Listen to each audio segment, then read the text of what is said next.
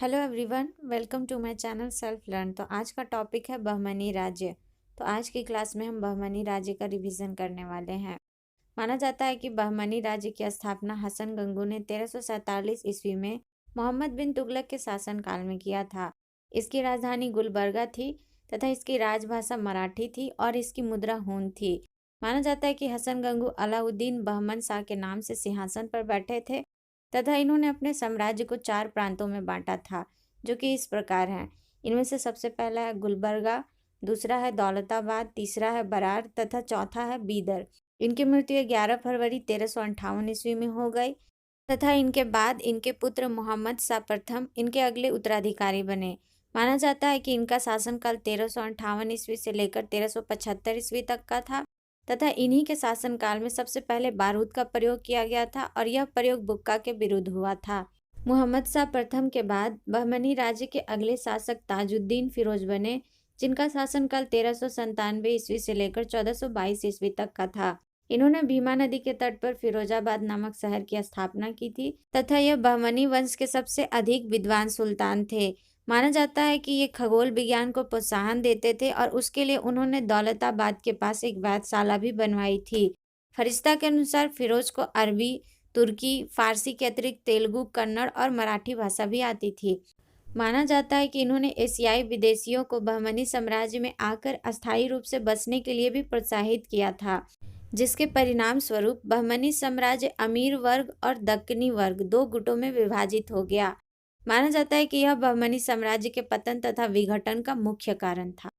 ताजुद्दीन फिरोज के बाद बहमनी राज्य के अगले शासक सिहाबुद्दीन अहमद प्रथम हुए, जिनका शासनकाल 1422 ईस्वी से लेकर 1436 ईस्वी तक का था।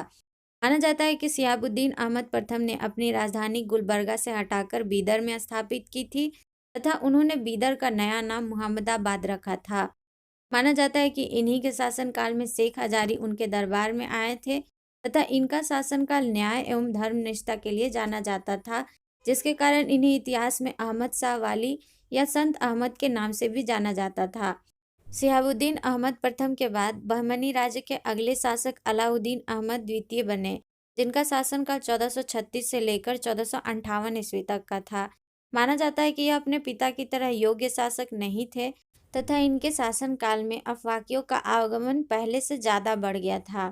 माना जाता है कि इन्हीं के शासनकाल में ईरानी निवासी महमूद गवाह का उत्कर्ष हुआ था, जो कि पहले एक व्यापारी था तथा इसे व्यापारियों का प्रमुख मलिक उत तुजार की उपाधि मिली थी। अलाउद्दीन अहमद द्वितीय के बाद सुल्तान शमसुद्दीन मोहम्मद तृतीय बहमनी राज्य के अगले शासक बने, जिनका शासनकाल 1463 से लेकर 1482 ईस्वी तक का था। इनका राज्यारोहण 9 साल की उम्र में हुआ था तथा महमूद गवाह को इनका प्रधानमंत्री बनाया गया था। इन्हीं के शासनकाल में ख्वाजा जहां की मृत्यु हो गई थी, जिनके बाद इन्हें ख्वाजा जहां की उपाधि दी गई थी। इन्हीं के शासनकाल में रूसी यात्री निकितन ने बहमनी राज्य की यात्रा की थी। माना जाता है कि महमूद गवाह ने बीदर में एक महाविद्यालय मदरसा की स्थापना करवाया था, जिसका भवन 3 मंजिला था। इसमें 1000 अध्यापक और विद्यार्थी रह सकते थे तथा इन्हें भोजन और कपड़ा भी राज्य की तरफ से मुफ्त में दिया जाता था। माना जाता है कि मोहम्मद तृतीय के आदेश पर ही 1482 ईस्वी में 70 वर्ष की अवस्था में महमूद गवाह को फांसी दे दी जाती है। इस वंश का अंतिम शासक कलीमुल्लाह थे तथा इनकी मृत्यु के बाद बहमनी राज्य 5 राज्यों में विभक्त हो गया, जो कि कुछ इस प्रकार है। इनमें से सबसे पहला है बीजापुर, दूसरा है अहमदनगर, तीसरा है बरार, चौथा है गोलकुंडा तथा 5वां है बीदर। माना जाता है कि मोहम्मद प्रथम के मंत्री सैफुद्दीन गौरी ने केंद्रीय शासन के कार्य को करने के लिए 8 मंत्रियों का नियुक्ति किया था, जो कि कुछ इस प्रकार है। इनमें से सबसे पहला है वकील ए सल्तनत, यह दिल्ली के मलिक नायब के समान होता था। दूसरा है वकील ए कुल, यह सभी मंत्रियों को कार्यों का निरीक्षण करता था। तीसरा है अमीर ए जुमला, जो कि अर्थ विभाग का अध्यक्ष होता था। चौथा है वजीर ए अशरफ, विदेशी नीतियों एवं दरबार संबंधी कार्यों का निष्पादन करता था। 5वां है नाजीर, यह अर्थ विभाग से संबंधित था। छठा है पेशवा, जो कि वकील ए सल्तनत का सहायक था। 7वां है कोतवाल, जो कि नगर का पुलिस अधिकारी होता था तथा 8वां है सदरे ए जहां, जो कि न्याय विभाग, धर्म तथा दान विभाग का अध्यक्ष होता था। इसके अलावा सुल्तान के महल तथा दरबार की सुरक्षा के लिए विशेष प्रकार के अंगरक्षक भी होते थे, जिन्हें साख ए खेल के नाम से जाना जाता था।